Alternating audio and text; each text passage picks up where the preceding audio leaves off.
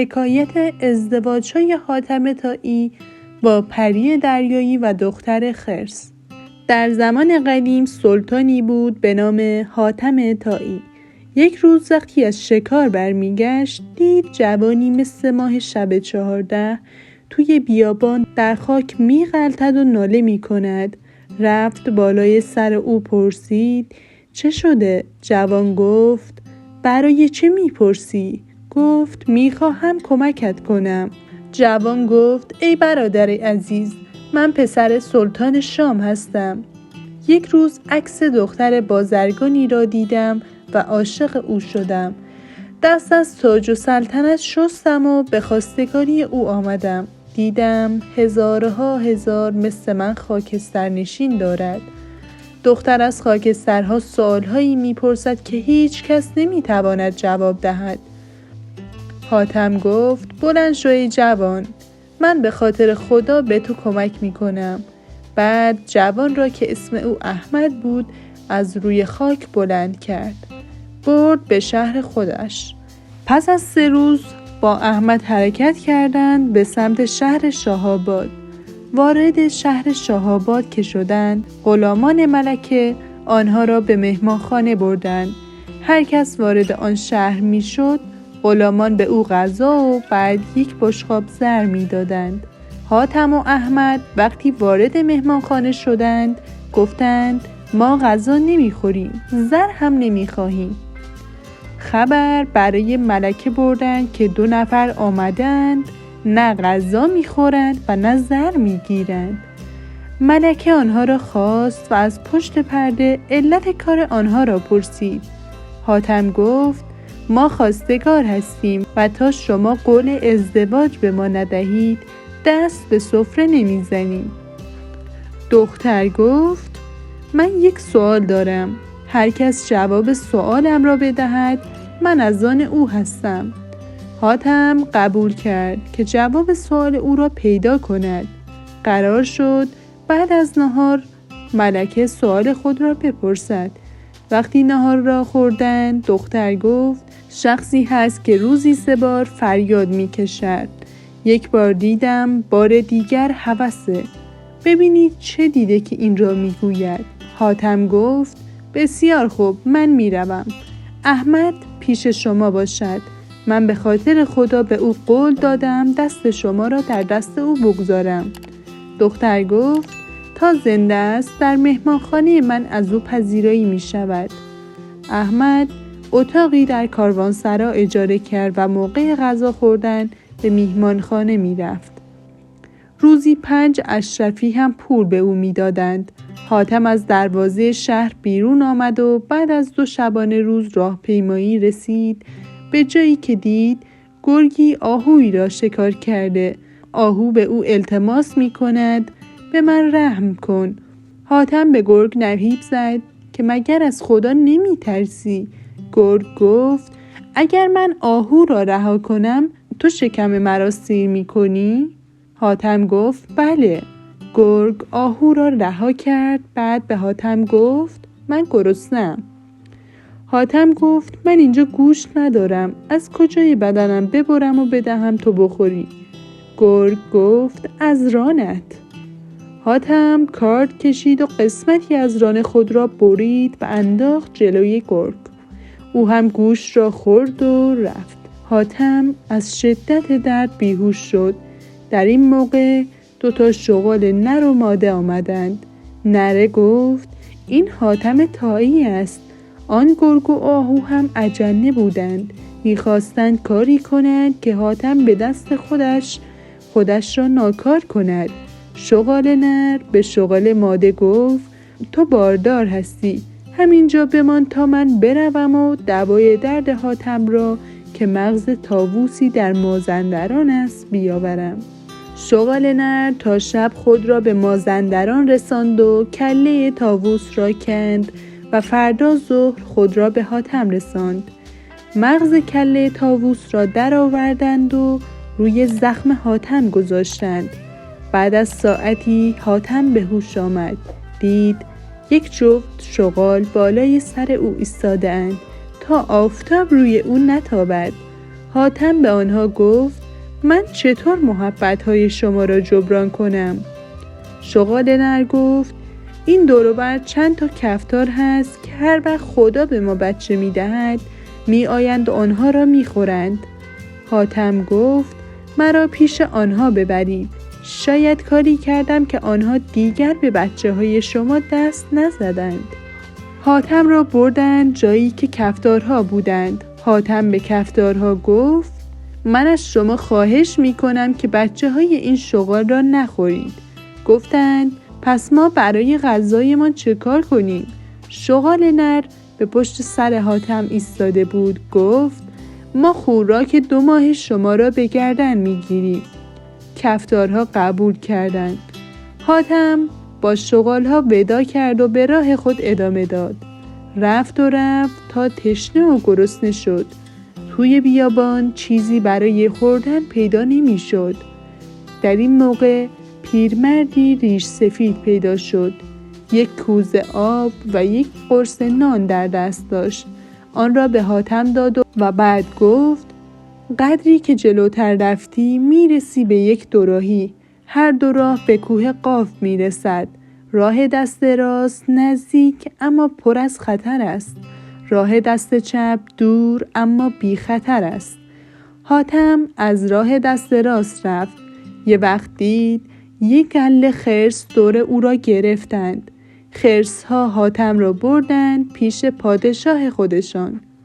خرس به حاتم سلام کرد و گفت من از بزرگان خود شنیدم که جز حاتم طایی کسی از آدمیزاد اینجا نمی آید. برای حاتم غذا بیاورید. رفتند برای حاتم چند تا سیب و گلاوی آوردند. بعد پادشاه خرس‌ها گفت ای حاتم من دختری دارم که تا به حال کسی را لایق همسری او نیافتم. میخواهم او را همسر تو کنم. حاتم گفت آخر من چطور با یک خرس عروسی کنم؟ شاه غضبناک شد و دستور داد او را به بند بکشند. بعد از 1 هفته باز شاه خرس‌ها حاتم را خواست و حرف خود را تکرار کرد. حاتم رفت و دختر را دید. بالا تنه او مثل آدمیزاد و پایین تنه او مثل خرس بود. باز حاتم قبول نکرد. او را به زندان انداختند و شب حاتم آن پیرمرد را در خواب دید.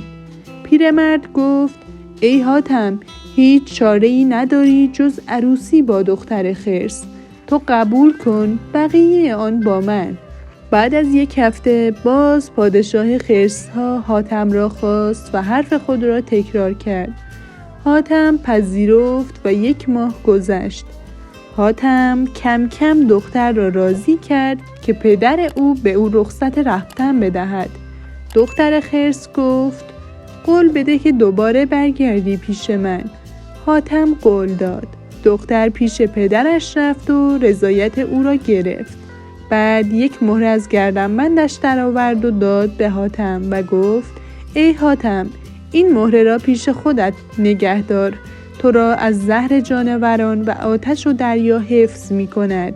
شاه هم عصایی به او داد و گفت اگر در دریا بیفتی این عصا تو را مثل کشتی به هر جا بخواهی می برد.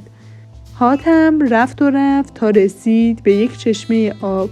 دید رخت خوابی لب چشمه انداختند اما کسی پیدا نیست. یه وقت دید جوانی آمد و به حاتم سلام کرد و پرسید تو کی هستی؟ کجا می روی؟ حاتم قصه خود را تعریف کرد. در این موقع 1 نفر که 2 کاسه شیر برنج و 2 قرص نان در دست داشت پیدا شد. جوان و حاتم غذا را خوردند. بعد جوان به حاتم گفت 1 مقدار که جلوتر رفتی میرسی به دوراهی. راه دست راست دور اما بی خطر است. راه دست چپ نزدیک اما هم دریا در جلوی راهت قرار دارد و هم خطر. حاتم آمد تا رسید سر دوراهی. از دست چپ رفت. از دور شعله آتش را دید. رفت جلو و دید اژدها است. از دهان او آتش بیرون می آید. اژدها حاتم را بلعید. مدت 2 شبانه روز در شکم اژدها بود و از بس آنجا راه رفت دل روده اژدها را له کرد. اژدها دید غذایی که خورده هضم نمی شود. دل و روده او هم دارد له و لورده می شود. حاتم را استفراغ کرد. بعد پا گذاشت به فرار. حاتم رفت لب دریا. لباسهای خود را کند که بشوید. ناگهان یک دست از توی دریا بیرون آمد و گریبان او را گرفت. لباسهای خود را هم با دست دیگر برداشت. حاتم را کشید توی دریا. به ته دریا که رسید دست او را برد توی یک باغ که نازنینی آنجا نشسته بود. نصف تن او آدم و نصف دیگر او ماهی بود. گفت سلام حاتم، چند روز است که منتظر تو هستم. بنابر گفته بزرگان ما تو باید 2 روز پیش می رسیدی. بنشین و غذا بخور. وقتی غذا خوردن دختر گفت مرا برای خودت عقد کن. حاتم امتناع کرد. دختر گفت میخواهی بگویم هر تکه گوشتت را یکی ببرد؟